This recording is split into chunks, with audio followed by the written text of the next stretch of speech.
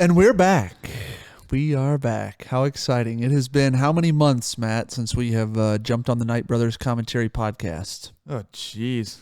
It's been a long time. It's been at least 5 months, I think. 5, maybe 6 months. We've put everything on hiatus since COVID hit, and I was sort of self-isolating in my house, and you were back at the old house with Mom and Jeff. And it's been a long and interesting year here in 2020. That is true. Very long and interesting. Our studio has since moved locations as our parents have moved home, so we're in a new basement location. Matt, you have gotten a new job, which is very exciting. That is true. Very exciting, and Matt is on. It's today's Thursday, but it's your weekend. So I wish I had that schedule. But no, it's been a long time, guys, since we have come at you with a podcast. We are going to start off with some very light content, light, fun, exciting stuff. I think everybody can probably relate to binge watching some shows during their quarantine or COVID times. Yeah, for me, it was The Mandalorian. Yeah, and so that's what we're going to talk about today. We're going to start it off light. We're going to discuss The Mandalorian. Hopefully that's something that maybe you guys checked out on Disney Plus during this whole quarantine time. So we're jumping back in. We're bringing you some content that we think will be fun and exciting. Got some other things on the agenda certainly as well. We're going to hit on some other topics here shortly, specifically talking about autism as well, and love on the spectrum, if you will, which is, I'm kind of teasing a future episode, but something that I think both of us have a lot to share on. Yeah, that is true. And should be a really cool deal. But let's go ahead and jump in, Matt. We're kicking off Star Wars, The Mandalorian. I'm going to turn it over to you. All right. So basically, we're just going to go through a short recap. So basically, to start off, The Mandalorian, Din Djarin basically takes a contract from an Imperial Remnant commander to find Baby Yoda. Spoiler alert. Spoiler alert if you haven't seen the show already. I was going to say, we should always call out spoilers. And you use the term Baby Yoda. That's kind of what everybody calls him, but we don't believe it's actually Yoda. We just know it's definitely not Yoda himself. It's just the same species as Yoda. Right. But everybody calls him Baby Yoda. And the producers had to know that was going to happen. So I'm wondering if they actually make it end up being Yoda. I'm curious about that. I know it's not, but the time periods don't. I highly doubt it. I know, but that is the name that everybody's adopted. So, anyways, yeah, jumping back in. Yeah. So basically, he comes back to Navarro, which is kind of the desert planet. That was the original setting for the first couple of episodes. Yep. Yeah. Hands the baby over to the Imperials, and then steals him back. Yep. And then he basically goes off to some planet. I forget the name of it, but he basically meets up with a former rebel by the what was her name? Yeah, Cara Dune. Yeah, so he meets up with her, and they basically team up to fight a bunch of raving barbarians with an Imperial walker. Yep. That was actually kind of a fun episode. And then it was. After that, the Mandalorian goes back to Tatooine to, I guess, basically just try to find some work, which he does, tracking just a really high-level bounty hunter, who, if you actually watched Agents of S.H.I.E.L.D. like I did, is Melinda May. Okay. So, nod to Agents of S.H.I.E.L.D. So, moving on, basically, he basically finds her, and they subdue her, and then eventually, one of the guys that the Mandalorian partnered with for that contract, basically, he betrays the Mandalorian, and then eventually kills that bounty hunter. Yep, he's trying to get into the guild. Yeah, that was his end game. Yeah, and so she, in an effort to save her own life, she basically plays the two off each other. Correct, and it doesn't end up working out for her. But it was a very. But it also doesn't end up working out for the other guy either. No, he was in over his head, I think. Oh, absolutely. There was no question he was in over his head. But no, that was an interesting episode because that kind of led us back into, what built into the finale. Essentially, that was kind of the precursor. He sort of, Mando sort of assembled the team that he had. It really came full circle because not only did he have the droid from the beginning that was also tasked with securing Baby Yoda. He had been reprogrammed by that one guy who was on the other planet, Queel. That's the character's name, Queel. Yeah. So my point is, he was kind of going. The season plays out and kind of builds up to this climax, and then the cast of characters that we all got introduced to throughout the previous episodes sort of comes back full circle. For the final 2 episodes, and we really get to see how kind of really the whole series, or I should say the entire season, it was really an interesting exploration into kind of who Mando is, and maybe how he differs slightly from other bounty hunters in just based off his background. Yeah, his background certainly was sort of adopted into the Mandalorian culture after he was rescued from a separatist attack.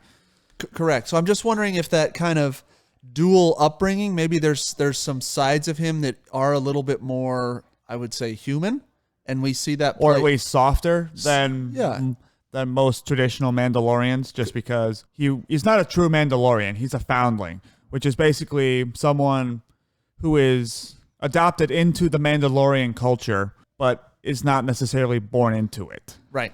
And I think that we're getting to see some of the value that perspective brings, him being a foundling, that is, in the sense that I really think it's compassion that is coming through and driving some of this behavior that he's displayed towards the little Baby Yoda. And his ability to kind of interact with all these different people throughout the season, and then bring them together sort of for the common goal.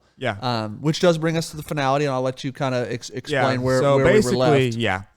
So basically the finale is he basically recruits the droid, the Queel, Kara, and his former employer, Chubbs.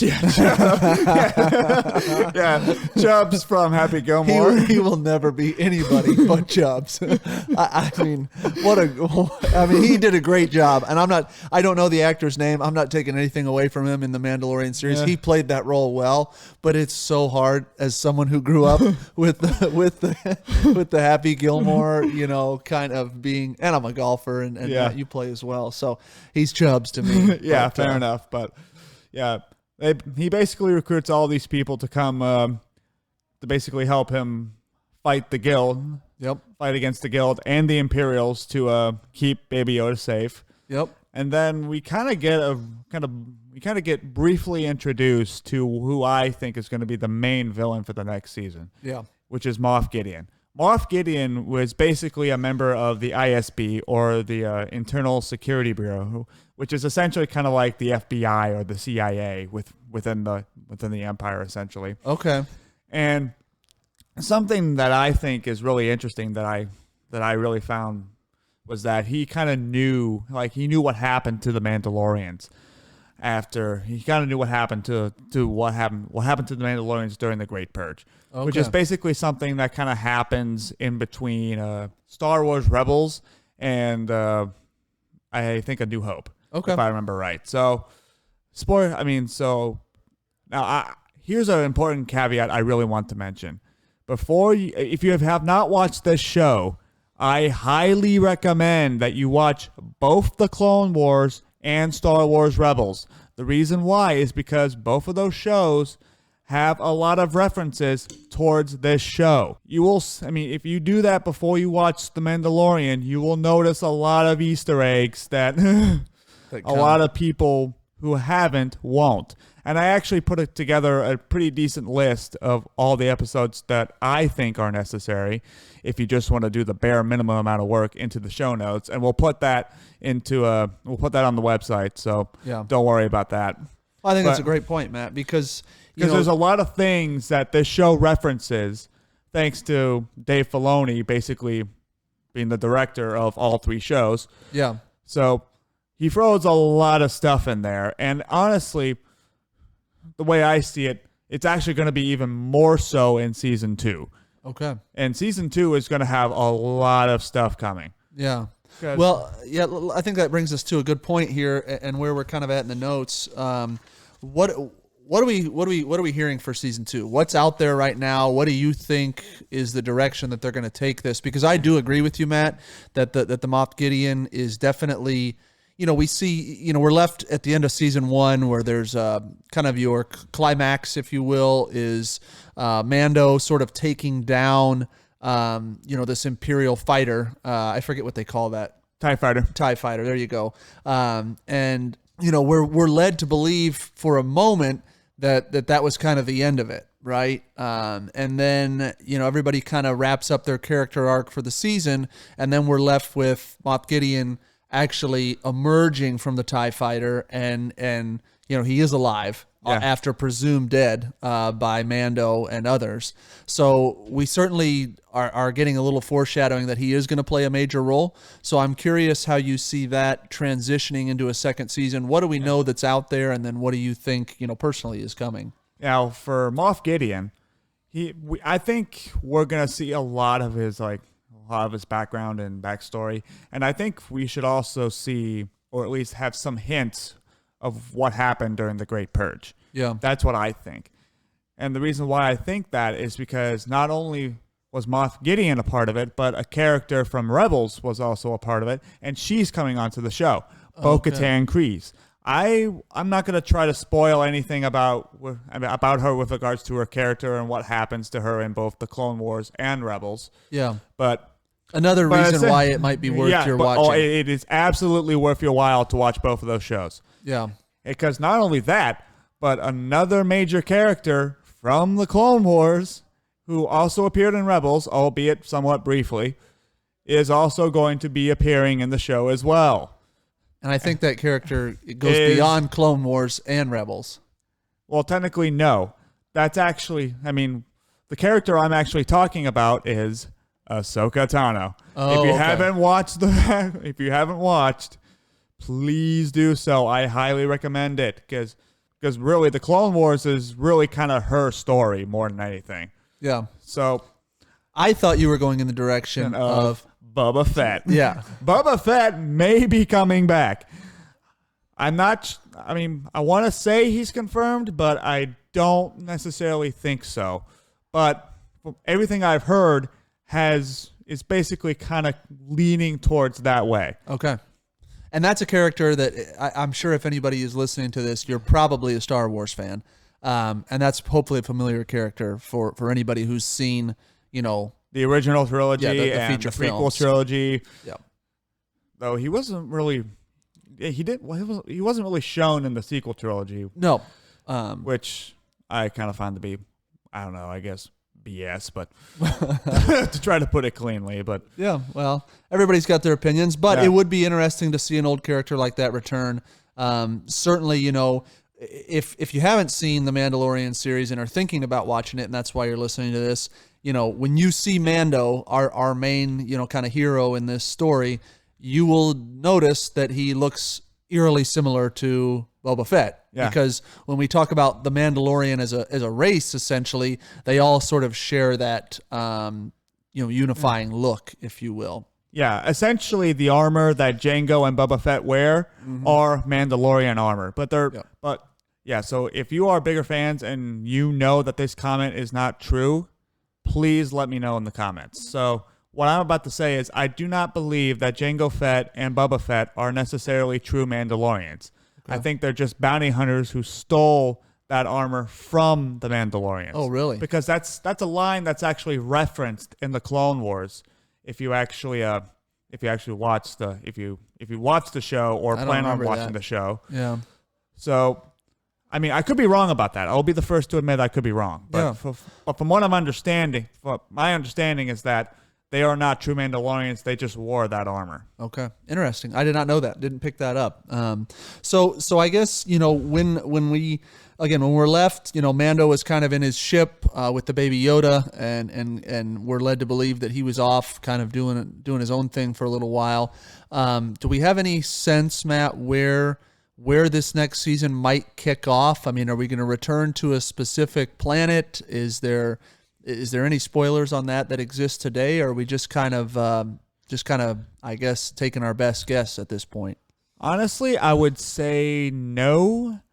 I mean, I think there was some new footage that was released that I haven't seen yet, so Okay. I probably should watch that. But at the end of the day, as far as I can tell, I don't think there's going to be any specific planet that we're going to start off on. Yeah. Or at least none that I recognize through the footage.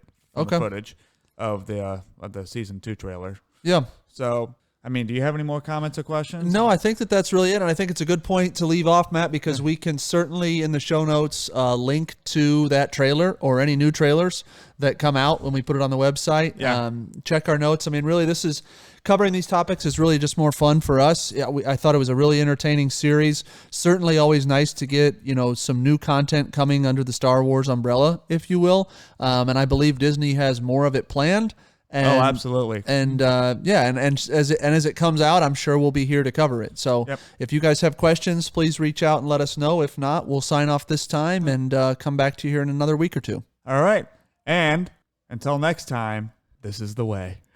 There you go. Love it. We'll see you guys.